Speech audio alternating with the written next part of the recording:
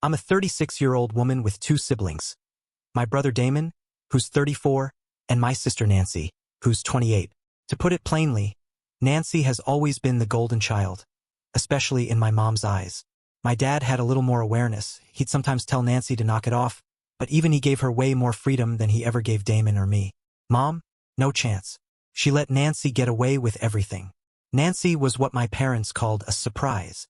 She came along much later than Damon and me, and I really think that age gap played a big part in why she was treated so differently.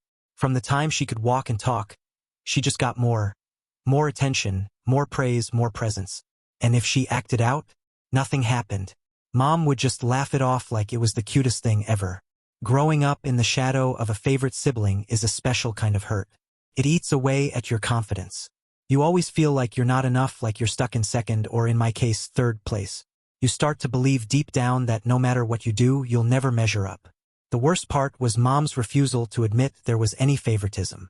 If Nancy said something mean, and trust me, she was good at it, Mom would brush it off, saying we were being too sensitive or that Nancy was just joking. But it wasn't a joke. You could see it in Nancy's face, that little smirk she'd get. She liked making us feel small. I'll never forget this one time when I was about 12. I got a new dress and was so excited to wear it. Nancy took one look at me and said, "It makes you look even whiter than usual." Mom just laughed and said, "Oh, Nancy, don't be silly." But I was crushed. Stuff like that happened all the time. It felt like our family was split into two teams.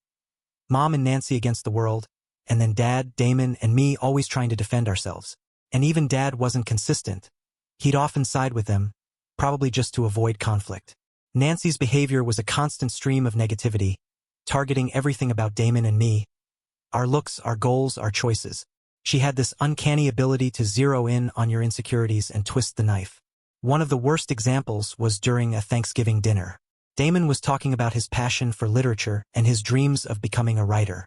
Out of nowhere, Nancy called him an unemployed burden, right in front of the whole family. The table went dead silent. Dad muttered something about her being out of line, but Mom just gave her that same indulgent smile she always did, like it was no big deal. Another time, I was venting to Nancy after a really tough week at work. Instead of offering any kind of support, she immediately went on the attack. She told me I looked absolutely haggard and said my long hours meant I'd never find a boyfriend. Her exact words were, "You look like you haven't slept in days, and honestly, no guy wants a workaholic hag who looks like she's aged 10 years in the past too." Cut so deep that I didn't speak to her for weeks. I just couldn't. And it wasn't just Damon and me she targeted. She treated friends, extended family, even strangers with the same kind of casual cruelty. If you weren't Mom, you were fair game. Over time, Damon and I grew to resent her deeply. Not just for the things she said, but for the way Mom always let her get away with it. I remember one argument with Damon where I said, "We hate her for that." Talking about Mom's constant enabling of Nancy's behavior. Sounds harsh, but that's honestly how we felt. What made it even harder to deal with was Nancy's looks. She was conventionally attractive, and I know it might sound petty, but that made her insults hit harder. When someone who's seen as beautiful tells you you're not, it sticks with you. It made me start questioning my own appearance and self-worth. It's like her words planted this seed of doubt in my mind that just kept growing. Looking back now, and after some therapy, I think Nancy's habit of putting people down came from her own deep insecurities. She didn't have a steady career. She did some freelance graphic design here and there, but it was more like a hobby than a real job. She leaned on our parents a lot, both for money and emotional support. I think tearing others down was her way of dealing with her own feelings of inadequacy. For a long time, Damon and I just brushed off her comments.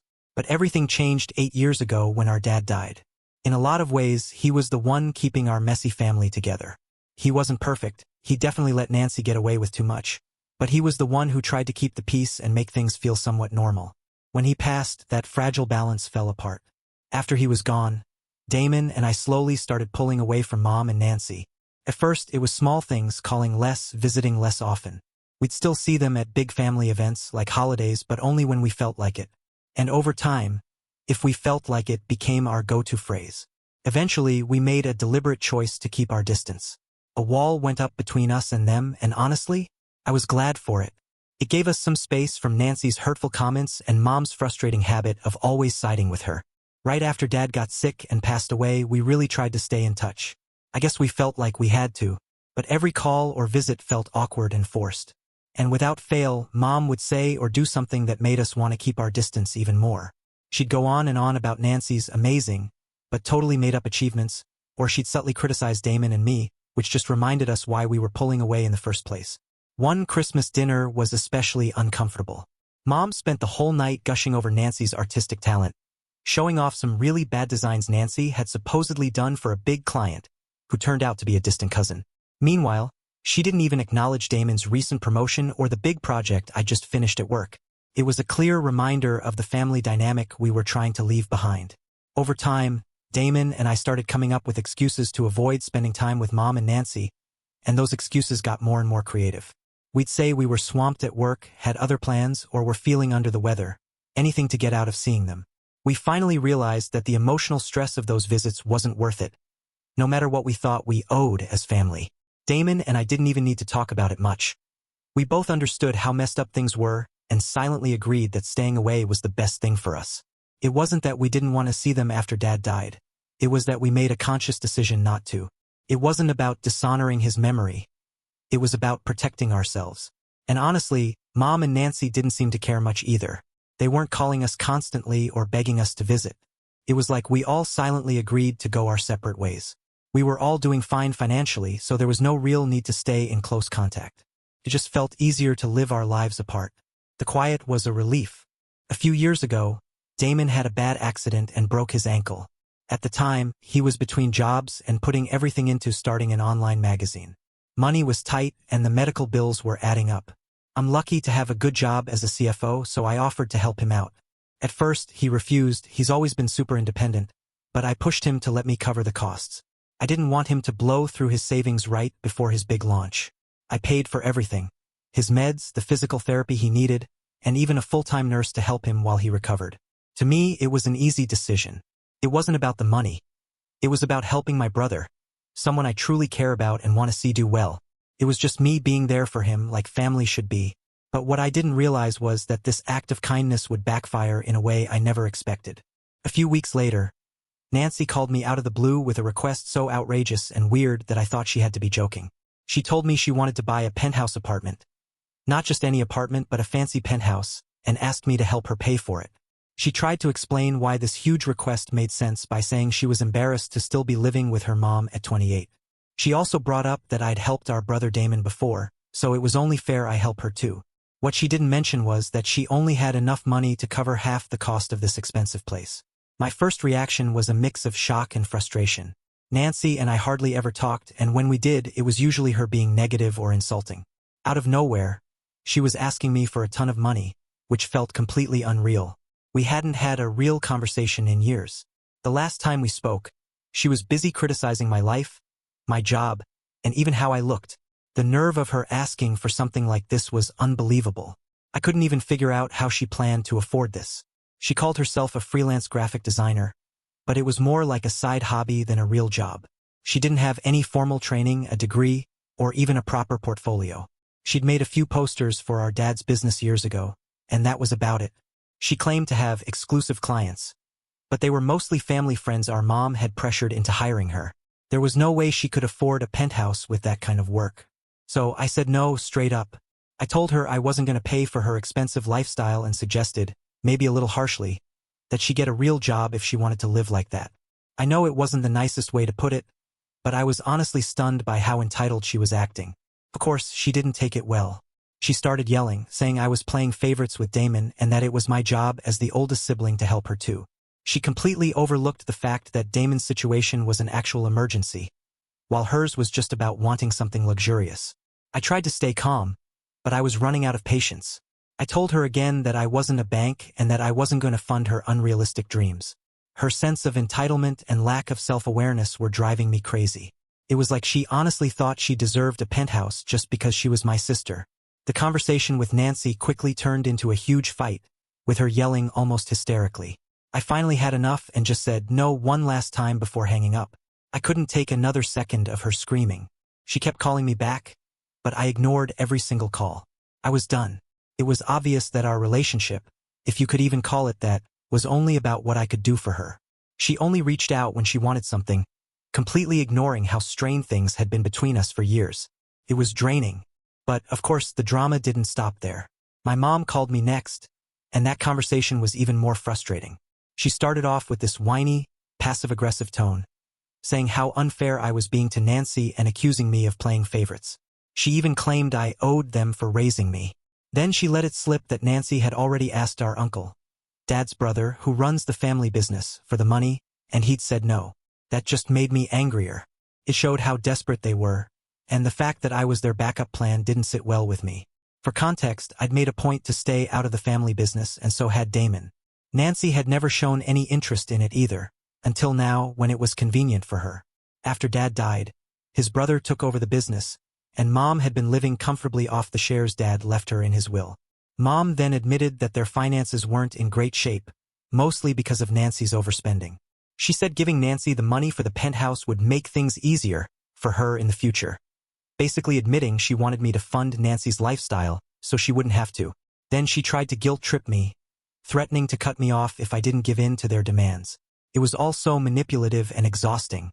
This whole situation was just ridiculous, especially since we hardly even talked anymore. I calmly called out the hypocrisy, telling her it wasn't my problem and that Nancy could either get a job or live with her until she was 35.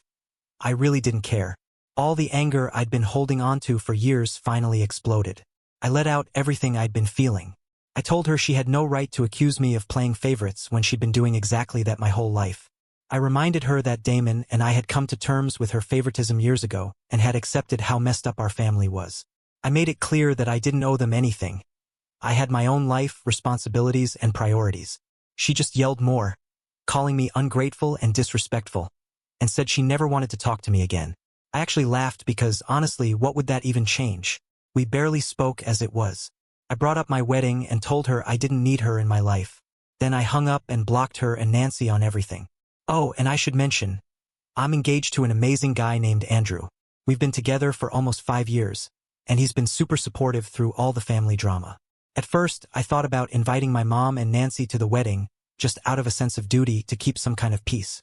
But after that phone call, I dropped that idea completely. Things didn't end there, though. When my mom couldn't reach me, she messaged Andrew on social media, giving him her one-sided version of the story. She said how disappointed she was in me and that she was cutting me off for good. Even though I knew I was in the right, I still felt a little guilty. It's that weird societal pressure that makes you feel like you have to stick with family, no matter how toxic they are. Andrew had a hard time understanding at first. He comes from a really close, loving family, so the idea of a mom and sister acting so cruel was totally foreign to him. He actually felt a bit sorry for them at first, seeing them as the ones who'd been wronged. It took some explaining for him to really get how dysfunctional my family is, and that created some tension between us for a while. So, Reddit AITA here? I don't think so, but I'm curious to hear what you think. And if you made it through this whole story, thanks for reading. Update 1. The support I got from strangers on Reddit who had followed my story was a huge relief. Their comments, shared experiences, and encouragement helped quiet those lingering doubts. They reminded me I wasn't alone, that my feelings were valid, and that it was okay to protect myself from toxic people, even if they were family. Damon, as always, backed me up completely. He brought up so many examples of Mom and Nancy's manipulative behavior, their constant negativity, and their total lack of empathy. He reassured me I wasn't overreacting or being unreasonable. He'd been through it all too, so he understood exactly where I was coming from. The biggest breakthrough came when Damon talked to Andrew directly. He explained everything from his perspective, sharing specific examples and detailing the history of our family's dysfunction. Hearing it from Damon, someone who'd lived through it all, made everything click for Andrew. He finally got it. He realized how toxic and unhealthy the situation was and why I needed to cut ties. Andrew apologized for his initial doubts and admitted that his own positive family experiences had made it hard for him to grasp how bad things were for me. He even said his own parents would never act the way mine did. After that, he became my biggest supporter, fully standing by my decision to cut off Mom and Nancy. So we took action. Together, me, Damon, and Andrew, we blocked them on every platform we could think of. It felt like a fresh start, and for the first time in a long time, I felt like I was truly free from their toxicity. Update 2. Just when I thought all the drama was finally behind us, things took another crazy turn. My uncle, my dad's brother, who runs the family business, reached out to me and Damon with some urgent news. He sounded really worried, almost panicked. He told us that Mom was planning to give Nancy a big chunk of her shares in the company, and not just regular shares. These were voting shares which would give Nancy a lot of control over the business. My uncle was totally against the idea. He thought it was a disaster waiting to happen. He knew, like we all did, that Nancy has no clue about running a business. She has no experience, no understanding, and no real interest in anything beyond her own wants. Handing her that kind of power could seriously mess things up for the company. He explained that while Mom technically has voting power, she's always trusted him to handle the business and never got involved. But if Nancy got control, he was afraid everything would change. He imagined constant fights, power struggles, and bad decisions driven by Nancy's whims and Mom's favoritism. He made it clear he didn't want to spend his time battling them over every little thing. Damon and I were really worried too. The company's success isn't just important to our uncle, it's how a lot of people make their living. Plus, we felt a responsibility to protect our dad's legacy. We realized we couldn't just sit back and let this happen. We had to step in and try to stop what felt like a disaster in the making. Even though things with Mom and Nancy were still tense after our last blow-up, we decided to talk to her. We felt like we owed it to our uncle, who's been so supportive and kind to us since Dad passed away. He's always had our backs, and we couldn't just leave him to deal with this mess alone. We were worried about the future of the business and felt it was our duty to protect it, even if it meant facing Mom and Nancy again. Update 3. We knew it wasn't going to be easy, but we went to see Mom anyway, fully aware that Nancy would be there and that her presence would make things way harder. Sure enough, Nancy was sitting right next to Mom, like some kind of angry guard dog. We didn't waste time and jumped straight into the issue, telling Mom we were completely against the idea of giving Nancy voting shares. We didn't hold back. We called it a terrible idea and made it clear how we felt. At first, Mom just sat there in silence, acting like we weren't even in the room. Then she switched gears and said we had no right to interfere in her decisions and that she didn't want to talk to us. Nancy, of course, started yelling about how we were just jealous of her, how we'd never bothered to get involved in the family business, and how we were acting like we owned the place. Her voice got louder and louder, and her face turned red with anger. It was a total mess and really stressful. I tried to talk some sense into Mom, reminding her that Dad had always said he didn't want any of us kids involved in running the company. He trusted our uncle to handle things and wanted to avoid family fights or legal issues. I told her I'd chosen a different career path out of respect for Dad's wishes. I begged Mom to think about what she was doing, how her decision could hurt the company, our uncle, and everyone who relied on the business for their jobs. But while I was trying to reason with her, Nancy kept screaming, accusing us of being jealous and meddling. She even threatened to call the police on us, like we were strangers crashing Mom's house. It was completely crazy and showed how entitled and scared she really was. I think Nancy was terrified deep down. She knew her whole lifestyle depended on Mom keeping control of the company, and the thought of losing that security must have panicked her. And honestly, I think Mom stayed quiet during Nancy's outburst to make me feel guilty, like I was the one causing trouble. Finally, Mom shut everyone down.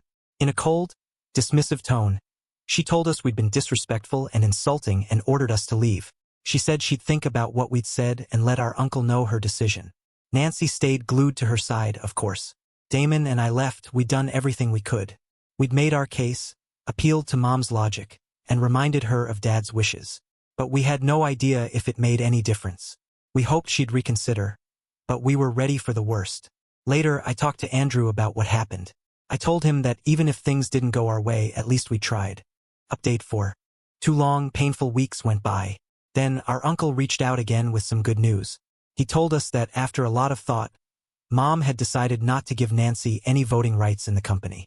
Instead, she was going to give her preferred shares, which would guarantee Nancy a steady income but no say in how the company was run. It was a huge relief. At least for now, the company was safe from Nancy possibly messing things up. Our uncle could keep managing it without worrying about her getting in the way. And the best part? Damon and I were still keeping our distance from Mom and Nancy. That felt like the real win. The whole thing had been really stressful. It was weird stepping into something that didn't directly involve us, but we felt like we had to, for our uncle, for our dad's wishes, and to make sure the company stayed on track. Edit.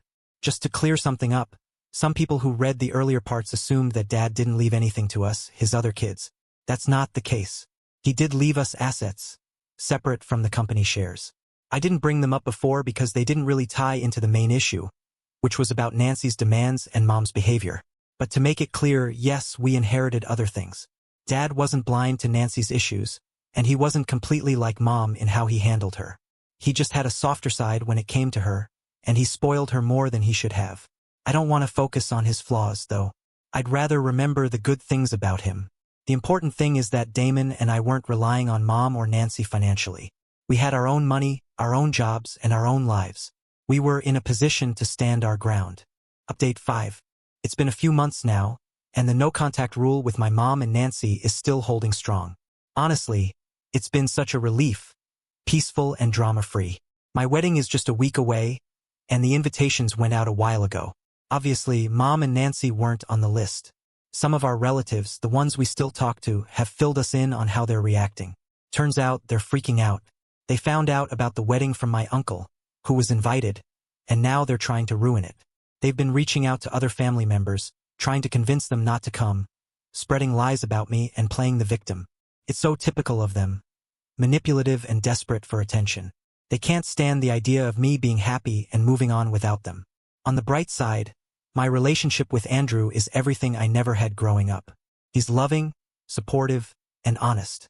He's shown me what family should really be like. Unconditional. Remember all those nasty things Nancy used to say about me? Like how I'd end up alone, jobless, and miserable? Well, guess what? None of that happened.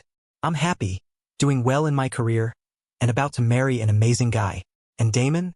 He's proving everyone wrong too, especially those who doubted his love for literature. Life's looking pretty good.